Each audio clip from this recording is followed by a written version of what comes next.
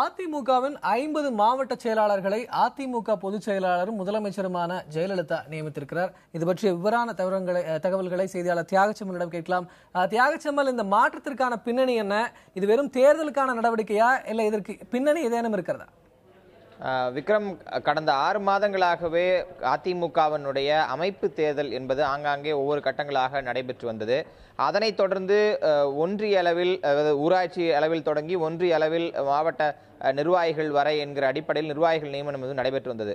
தற்போது அதன் இறுதி வடிவமாக தமிழகம் முழுவதும் 50 மாவட்ட செயலாளர்கள், 50 அதாவது அதிமுகவுடன் நிர்வாக வசதிக்காக 50 மாவட்டங்களாக ஏற்கனவே பிரிக்கப்பட்டிருந்தன. அந்த அடிப்படையில் 50 மாவட்டங்களில் நாம் அதை சொல்லலாம். அந்த அடிப்படையில் 50 மாவட்ட செயலாளர்களை அதிமுக பொதுச் செயலாளர் ஜெயலலிதா நியமித்திருக்கிறார். இதன் பின்னணி என பார்க்கும்போது, பொதுவாகவே தேர்தலுக்கு முன்பாக கட்சியை அமைப்பு ரீதியாக பலப்படுத்துவதில் அனைத்து கட்சிகளும் தீவிரமாக செயல்படுவார்கள். அந்த அடிப்படையில் ஏற்கனவே அதிமுக பொதுச் செயலர் ஜெயலலிதா இந்த அமைப்பு தேர்தல் குறித்த அறிவிப்பை வெளியிடும் போதே அமைப்பு தேர்தல்கள் சுமூகமாக நடைபெற வேண்டும் என்றும், இந்த தேர்தல்களை ஒட்டியே தேர்தல் பிரச்சாரங்கள், அதிமுக அரசினுடைய 4 ஆண்டு சாதனையை மக்களிடம் கொண்டு செல்லக்கூடிய தெருமுனை கூட்டங்கள், பிரச்சாரங்களை தூங்குங்கள் என்ற அறிவிப்போடு அந்த அறிக்கையை அவர் வெளியிட்டிருந்தார். அதன் பின்னணியில் தான் இந்த மாவட்ட செயலாளர் தேர்வு என்பது நடைபெற்றிருக்கிறது. இதில் நீங்கள் கேட்டது போன்று சில குற்றச்சாட்டுகள் அடிப்படையிலும் சில புகார்களின் அடிப்படையிலும் ஒரு சில மாவட்ட செயலாளர் நீக்கம் என்பதும், ஒரு சில மாவட்ட செயலாளர் மாற்றம் என்பதும், ஒரு சிலருக்கு மீண்டும் புதிதாக பொறுப்பு வழங்கப்பட்டிருக்கும் நடவடிக்கைகளும் நிகழ்ந்திருக்கின்றன.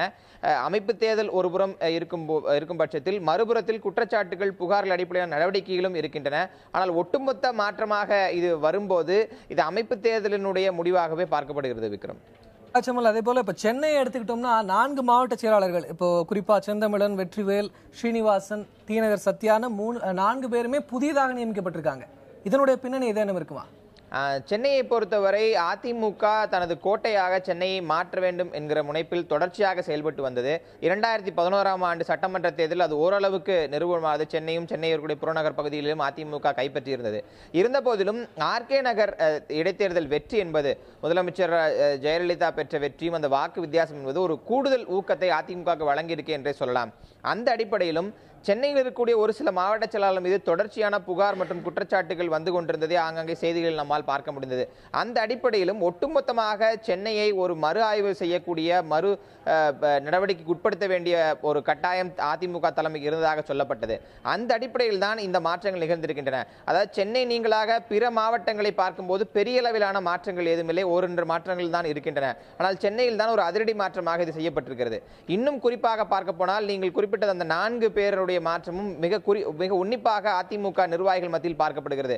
குறிப்பாக சென்னையினுடைய தெற்கு, அதாவது தென் சென்னை மாவட்டத்துடைய தெற்கு மாவட்ட செயலாளராக செந்தமிழன் மீண்டும் நியமிக்கப்பட்டிருக்கிறார். இவர் ஏற்கனவே அமைச்சராக இருந்தபோது, அவர் அமைச்சர் பதவியிலிருந்து நீக்கப்பட்ட போதே மாவட்ட செயலாளர் பொறுப்பிலிருந்தும் நீக்கப்பட்டு அவருக்கு பதிலாக விருகை ரவிக்கு அந்த பொறுப்பு என்பது வழங்கப்பட்டிருந்தது. தற்போது விருகை ரவியிடமிருந்து அந்த பொறுப்பு எடுக்கப்பட்டு மீண்டும் செந்தமிழனுக்கு அந்த வாய்ப்பு வழங்கப்பட்டிருக்கிறது.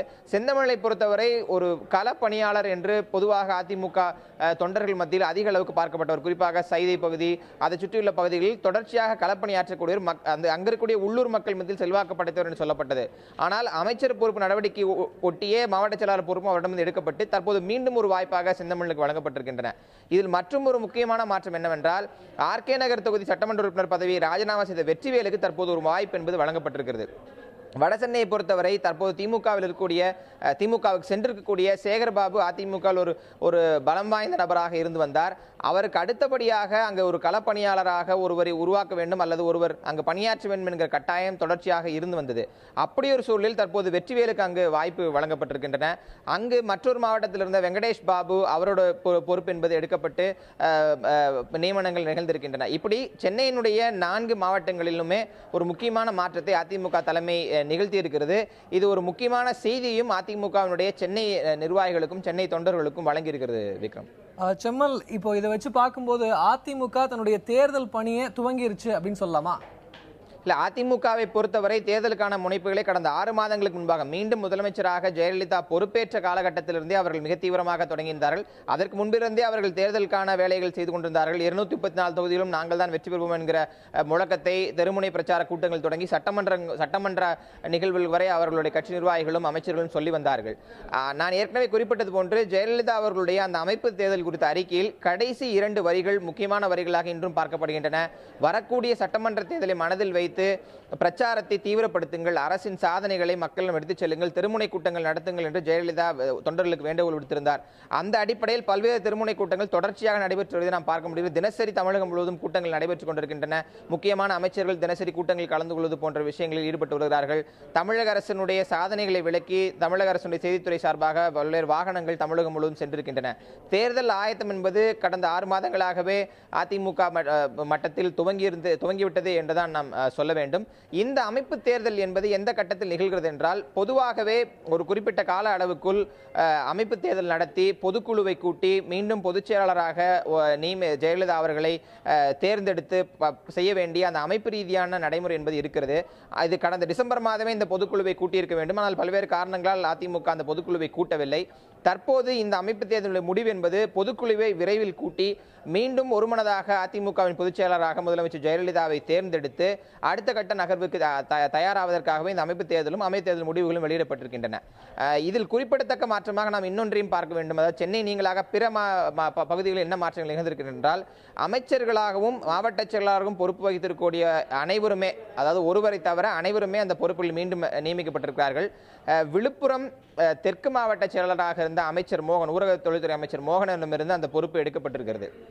அதே போன்று போக்குவரத்து அமைச்சராக இருந்து மாற்றப்பட்ட செந்தில் பாலாஜியினுடைய அந்த கரூர் மாவட்ட கழக செயலாளர் பொறுப்பு என்பது கூடுதலாக தொழில்துறை அமைச்சர் தங்கமணி கவனித்து வந்தார். தற்போது அந்த பொறுப்பு தங்கமணியிலிருந்து எடுத்து எம்.ஆர். விஜயபாஸ்கருக்கு வழங்கப்பட்டிருக்கின்றன. மற்றும் ஒரு மாற்றமாக கன்னியாகுமரி மாவட்டத்தில் முன்னாள் அமைச்சர் தளவாய் சுந்தரத்துக்கு மீண்டும் ஒரு வாய்ப்பு வழங்கப்பட்டிருக்கின்றன. தளவாய் சுந்தரம் எம்ஜிஆர் காலத்திலிருந்து தொடர்ச்சியாக கட்சியில் இருந்த ஒரு நபர் மூத்த ஒரு உறுப்பினராக தொடர்ச்சியாக இருந்து வந்திருக்கிறார். அமைச்சர் பொறுப்பிலிருந்து வெளியேற்றப்பட்ட பிறகு பெரிய அளவிலான நடவடிக்கை என்பது அவரிடம் இல்லை. கன்னியாகுமரியை பொறுத்தவரை 2011 சட்டமன்ற தேர்தலாக இருக்கட்டும், 2014 நாடாளுமன்ற தேர்தலாக இருக்கட்டும், அதிமுகவிற்கு பெரிய அளவுக்கு செல்வாக்கு இல்லை என்கிற ஒரு குறைபாடு இருந்தது. அப்படி ஒரு சூழலில் தளவாய் சுந்தரத்தின் நியமனம் என்பது கன்னியாகுமரி மாவட்டத்தில் அதிமுகவை மீண்டும் பலம் பெற செய்வதற்கான ஒரு வாய்ப்பாக பார்க்கப்படுகிறது. இப்படி பல முன்னாள் அமைச்சர்கள், முன்னாள் நிர்வாகிகளுக்கு வாய்ப்பு வழங்கப்பட்டிருப்பது தேர்தலுக்கான ஒரு ஆயத்தமாக பார்க்கலாம். விக்ரம், செம்மல், இப்போ கட்சியில ஏற்கனவே அஇஅதிமுகல முதியவர்களை மீண்டும் கட்சி கொண்டு வரணும் அப்படிங்கிற ஒரு திட்டம் இருந்தது. இப்ப தளவாய் சுந்தரம் மீண்டும் மாவட்ட செயலாளராக பதவியேற்றிருப்பதும் கூட இது ஒரு இதுவாக பார்க்கலாமா? அதான் ஏற்கனவே நான் சொன்னது போன்று அமைப்பு ரீதியாக பலப்படுத்துவது என்கிற அவசியம் அதிமுகவிற்கு பெரிய அளவிற்கு எழுந்திருக்கிறது. அதாவது அரசின் ரீதியாக பலம் வாய்ந்த ஒரு எண்ணிக்கையில் தற்போது அதிமுக இருந்தாலும் அமைப்பு ரீதியாக பல்வேறு பிரச்சனைகள், சிக்கல்கள் ஆங்காங்கே வந்து கொண்டிருந்தன. இதனை தீர்க்கும் வகையிலும் சில முன்னாள் அமைச்சர்கள், முன்னாள் நிர்வாகிகளுக்கு மீண்டும் பொறுப்பு வழங்குவது கட்சியை கீழ்மட்ட அளவில் மீண்டும் பலப்படுத்தும், அதாவது அந்த பலத்தை மீண்டும் ரீடைன் செய்வதற்கான ஒரு வாய்ப்பாக இருக்கும் என்று எதிர்பார்க்கப்பட்ட சூழலில் தான் இந்த வாய்ப்பு வழங்கப்பட்டிருக்கிறது. ஒரு சில பகுதிகளில் சற்று பலவீனமாக 2ஆம் இடத்தில், வாக்கு எண்ணிக்கை அடிப்படையில் நான் இதை சொல்கிறேன், 2ஆம் இடத்தில் இருக்கக்கூடிய இடங்களில் முன்னாள் அமைச்சர்களுக்கு வாய்ப்பு கொடுத்து மீண்டும் கட்சியை பலம் பொருத்தி எடுக்கக்கூடிய ஒரு முயற்சியாகவே கன்னியாகுமரியில் தளவாய் சுந்தரத்துக்கு வாய்ப்பு வழங்கப்பட்டிருக்கின்றன. கரூரில் செந்தில் பாலாஜிக்கு பதிலாக விஜயபாஸ்கருக்கு வாய்ப்பு வழங்கப்பட்டிருக்கிறது. இப்படி இந்த மாற்றங்களை நாம் பார்க்கலாம். விக்ரம்.